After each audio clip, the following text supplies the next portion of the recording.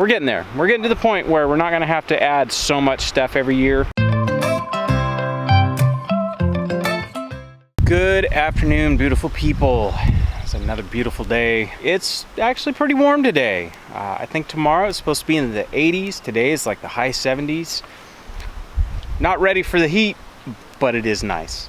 It really makes it feel like spring. All right, so me and Meg walked around a little bit ago and we're starting to get our plan together for 2023's garden season. Most of these beds up here, because I've done so much work over the past couple years, I don't really have to do a whole lot to these beds. I might Broadfork them. When I get into them, I might decide if I need to rototill them, but it's looking like I might not have to rototill them, which would be really awesome. What I'm gonna do right now is I'm gonna start getting this cleaned up, pick up, loofahs that stayed on the vine all season, pull out, last year's garden, last fall's garden, basically get all these beds ready. Top dress if I need to top dress, mulch if I need to mulch. I get to play in the garden today, guys. I'm excited. So as stuff wakes back up, I've got comfrey coming back up, which that's a good sign. Got some more comfrey over there. Lemon balm is starting to come back.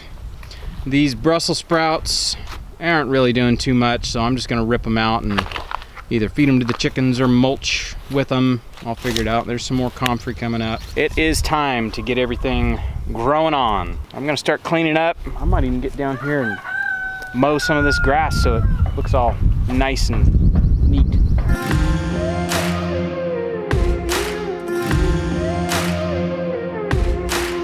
All right, that is a wagon full of loofahs. A lot of these like that, it molded, it never really developed.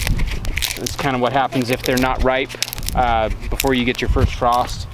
And then there's some that they look kind of moldy on the outside, but once you start peeling off the skin, like that's a completely usable loofah.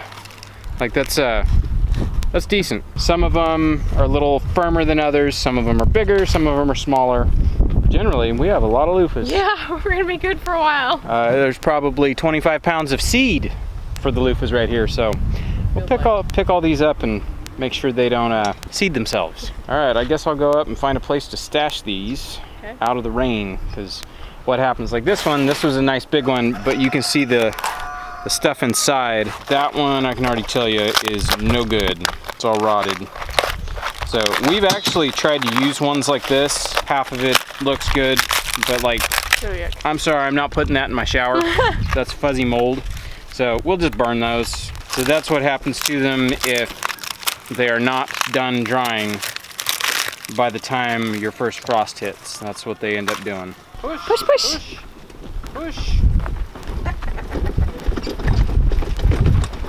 There, we made it up the hill. All right, now I get to start ripping stuff out. I've been staring at these sorry, burned up, froze to death. I think we had some broccoli and the Brussels sprouts, and they just look pitiful. So we're just gonna finish them off, and maybe I'll run them through the wood chipper or feed them to the chickens. I'll probably feed them to the chickens. They'll eat them. It'll be nice to have these beds ready.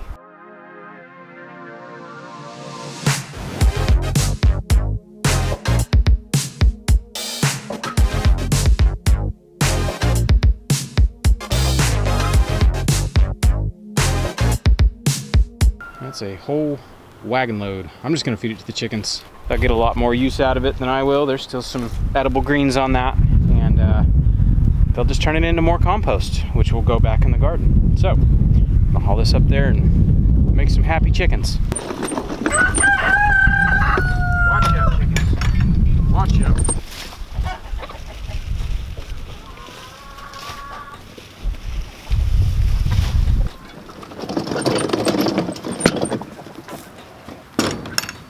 All right, so looking at the compost situation, I've got maybe 2 wheelbarrow loads in there.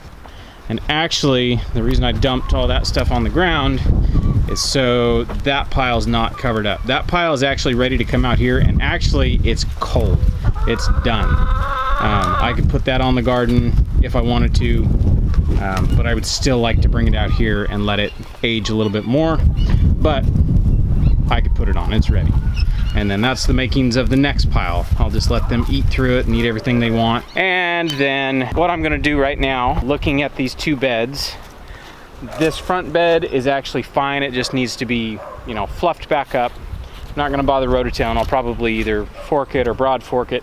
That bed, last time I ran out of, I think compost I ran out of, and I ran out of biochar, so that one didn't have any biochar. That one needs some love, so I'm gonna go get some of my biochar that is over there bubbling away, and I'll bring some of it up here and we'll mix it in. I'll probably fork that one. That one still needs a little bit of love, so I'll probably put a couple loads of compost in that. All of this is sparked by Meg had asked, she's like, hey, I wanna plant some peas. Is there a bed ready? I was like, no, but there can be. So yeah, I'm getting her some space. I think I'm gonna get these two beds right here prepped. That one has biochar. I think that one, and this one all had biochar, and then I ran out. And then these three over here don't have biochar. We're getting there. We're getting to the point where we're not gonna have to add so much stuff every year. It's pretty much been this huge input every year. Looks like this year isn't gonna be so bad. So I need a way of straining the biochar. It actually needs a little bit longer, but I'm gonna roll with it. It's probably a heck of a lot more aged than the stuff was that went in these beds, and these beds did great. I think I'm gonna see if I can use this, take the stuff out of it. I'm gonna see if I can use this basket to strain the liquid out of that biochar. I think that would be awesome. And something to scoop with, since it looks like the small one was trying to abscond with one of my feed scoops. I'll just use this one. Here it is. I think what's amazing is it doesn't stink. Having those that fish tank bubbler in there is keeping it from becoming anaerobic, and it doesn't really stink, which is really interesting because anytime you make tea like this, it just reeks to high heaven. We'll see once I get the top layer off if it stinks down below, because I think those little bubblers have kind of floated up to the top, so it's just bubbling what's on the top. So we'll see.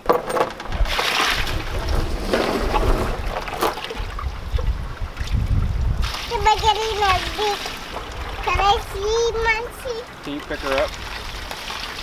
Just don't let her get dripped on by this stuff. All right, so that actually worked pretty good. I was able to strain it. I got to get in here and stir this up real good and get the stuff on the bottom to come up. There's a lot of charcoal that has sunk. I'll see if I can get this stirred up. Ooh. Gross.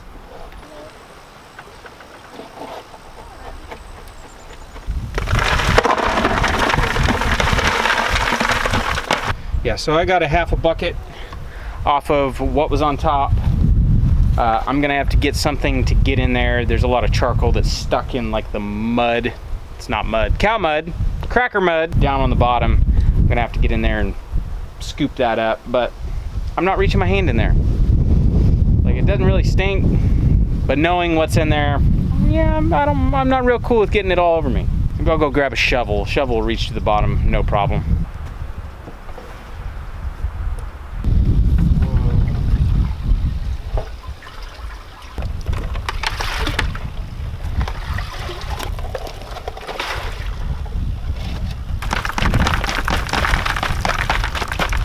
Alright, I got my first full bucket. I'm going to stick with that for right now, see if that'll get me a bed. I'm not going to put it on super thick, but this should be more than good enough. And now what I can do is I can actually add some more charcoal and just let this sit and keep doing what it's doing. The bubbler is working so nice. This doesn't stink.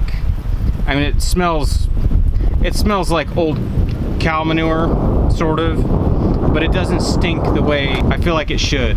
Like, I feel like it should, honestly, the way it looks, it should smell like fetid swamp water, and it's not. It actually doesn't really stink at all. So yeah, we'll start with that.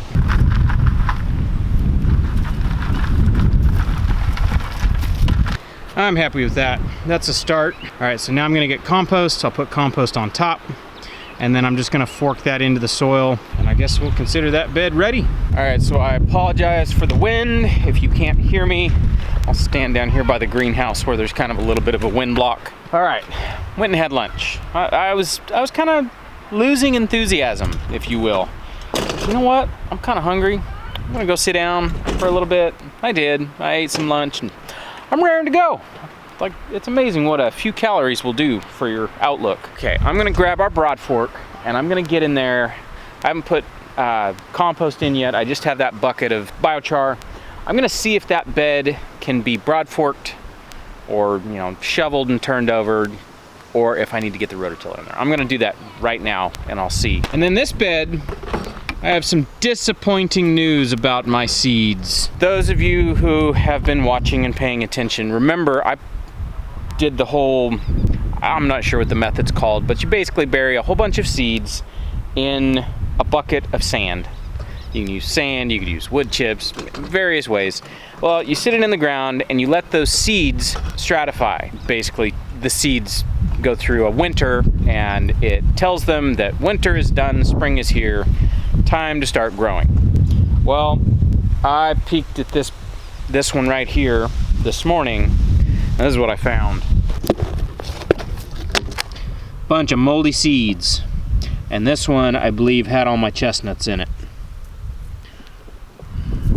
That is a chestnut. That's no good. Kind of a bummer, but I'll go through it once I have a minute to dump it out and go through it and see if there's any seed sprouting, but that's kind of a bummer. Usually if you have mold like that, then nothing's gonna sprout. It just kills everything. But there might be one or two down at the bottom. The mold might be just at the top. And there are holes in the bucket. It's not like it's just sitting there full of water. You drill holes in it so everything can drain, and the soil moisture is actually what keeps the sand wet. But well, the fact I can do this, that tells me we're good. So yeah, the fact that they can do that tells me we don't need to rototill. Like soft, poofy, just beautiful garden soil, and they're using just regular pitchforks. Those aren't digging forks. People are gonna be cringing seeing bare feet pushing on pitchforks, but that motion, your toes are not in danger. So, if you guys remember, a viewer sent us this Broadfork when we got here, and I've had to fix this Broadfork several times because this clay is so hard and so heavy. You stick this thing that far in the ground and pull back and it'll bend the tines. I've straightened them and finally, once I realized, hey, Broadforking is not going to work here. This is very hard compact clay. Broadfork's probably not the best option. So we started tilling. We started adding organic matter, compost, large amounts of compost. And now that we've got it broken up, you can see, look at this dirt, this soil. It is so dark and so just friable. This is beautiful. Even in the sun, like that's not red anymore. That's like black gold. Whereas I have looked into no-till. No-till on the scale we're doing, honestly, we would have had to take out a second mortgage type of situation with how much compost we would need. Doing it this way, we till for the first couple years, and each year it becomes less and less. The inputs required are less and less. And by the looks of it this year, it'll be a little bit of compost just to dress it up, a little bit of biochar in the places that I haven't put it yet. And the nice thing about biochar is it's the gift that keeps on giving. Biochar will be in the soil for years to come, forever. And it will just keep getting better. It'll hold on to nutrients, it'll hold on to soil life, and it will just continue to improve this soil. So, if you guys remember, we double dig. That's been the method that we have done since we got here, and it has worked the best, honestly. I believe it was last year I double dug these beds 2 feet deep. That's a long ways down. And getting this Broadfork in here and being able to actually use it the way it was designed to just break up and oxygenate the soil, it's really cool. It's really cool to realize my back-breaking, sweaty, frustrated work is actually paying off.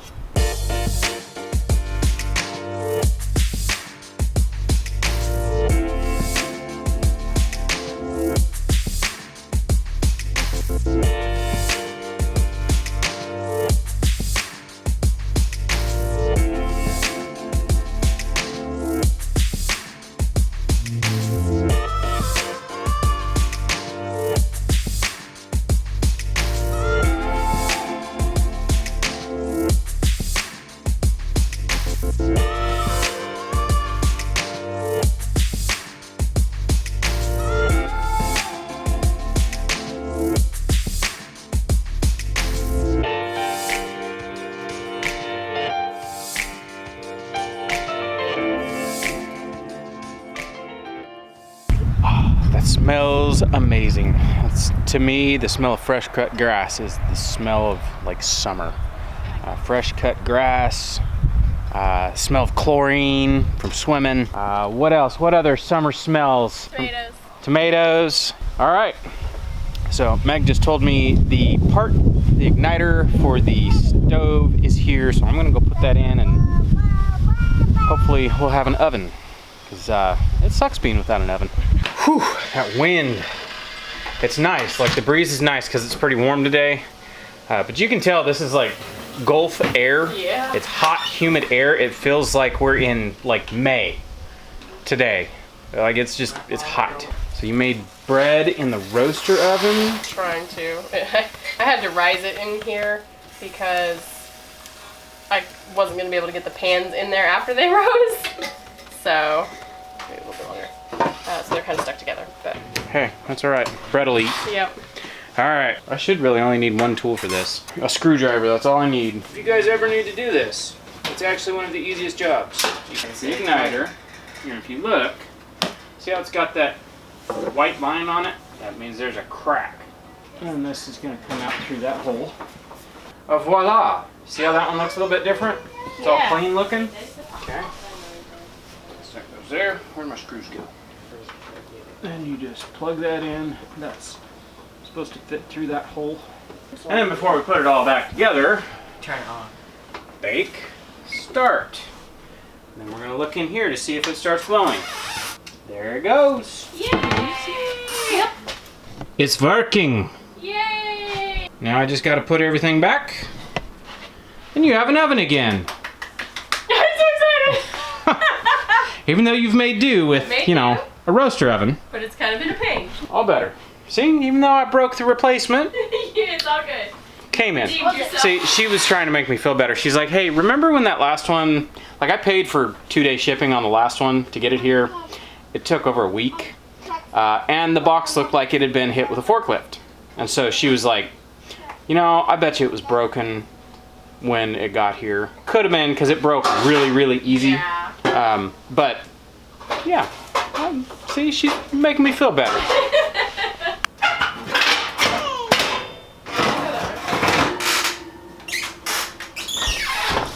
So now that you've made this bread's do you done. know what's going to be funny? Huh? We're going to like this bread better. We prefer steamed bread. I bet you that's some really good bread. It looks really good. I hope it for is. Just loaf pan bread. Yeah. I hope it's really good. I bet you.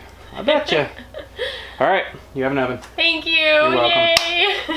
I'm excited. That was a long, like 2-week stint. Yeah, for all of the I guess you could cook food in it if you want. Well, I wasn't planning on cooking in the oven tonight. She's got all these meals planned for either stovetop Yeah. or roaster or any other method of cooking besides the oven. Yeah, it's all right. We'll probably cook something in it tomorrow.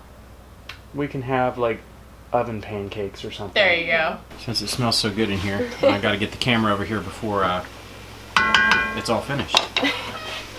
So I see some ground beef and some pasta. Pasta. Making cheeseburger mac. So it's called cheeseburger mac. Those don't look like macaroni noodles. I Would you say they are impastas? know. Get out of my kitchen. I've been waiting to use that one for a while. Oh man, terrible. Oh, no, it's what I have. Sorry. Do we have to take everything out of the cabinet right now? She says,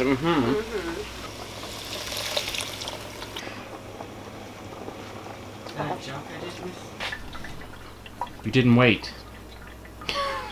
I'm making dinner. Had to go deal with a naked baby. Pasta waits for no man. You guys can use your imagination. Pasta dumping. I don't think they're that upset that they didn't see it. Don't mind if I do. Hey, So your roaster oven bread looks interesting. it does. It's got kind of a like a weird texture on the top. Bubbly texture, yeah, and it Mm. got a Yeah, little it toast got a on the little side. toasted. It's a little crispy, but I'll be curious. I bet you it is the best tasting bread you've ever made. probably. So I'm breaking a major rule right now. You're watching a pot. I'm watching a pot, so it's not boiling. Oh, it's your fault. I'm hungry. If you could stop, that'd be great. I am also hungry. I think that's why I'm following you around with the camera. Sneaking bits of pasta every now and then. Hey, I moved over to this side of the oven for a reason. Remove temptation. Hey, caught that. On camera, Jack. On camera. Really? Everybody knows that Jack is the pasta thief. Like father, like son. Shh. So I look away for a split second. You dump a whole bunch of seasoning. Now nobody will know the recipe. Salt and pepper. You all know there's no recipe. This is how she measures.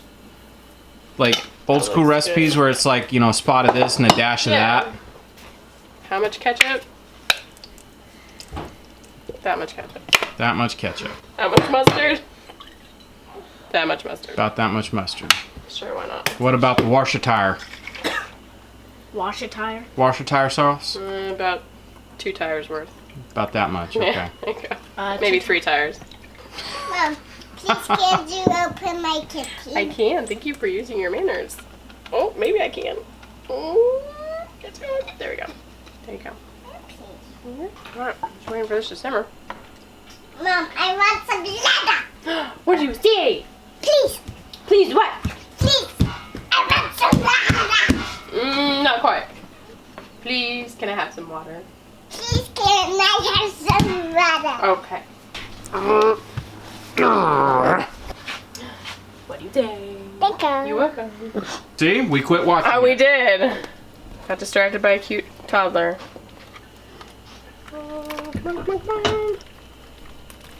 Is that an exact measurement for the cheese? Yes. About half a quart bag of shredded cheese. Something like that. Yeah. Buggy, are you ready to eat some cheeseburger mac? Okay. Can you go to your chair?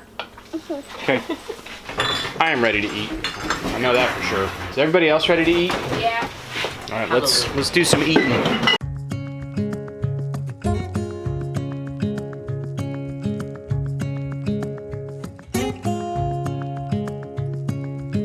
All right, as you can see, usually by the time I pick up the camera to sign off after a meal, usually the table's empty and it's just me and Meg still sitting here, stuffing our faces, maybe Buggy.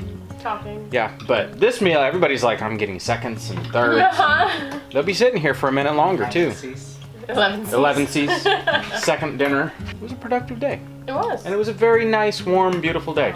Meanwhile, like up north, they're having a massive blizzard, which is really weird. We're warm down here. We have all this Gulf air, and they're having a blizzard up north. It's just crazy. Bizarre. All right, we're gonna wrap it up right here. So we will catch you guys on the next one. Bye.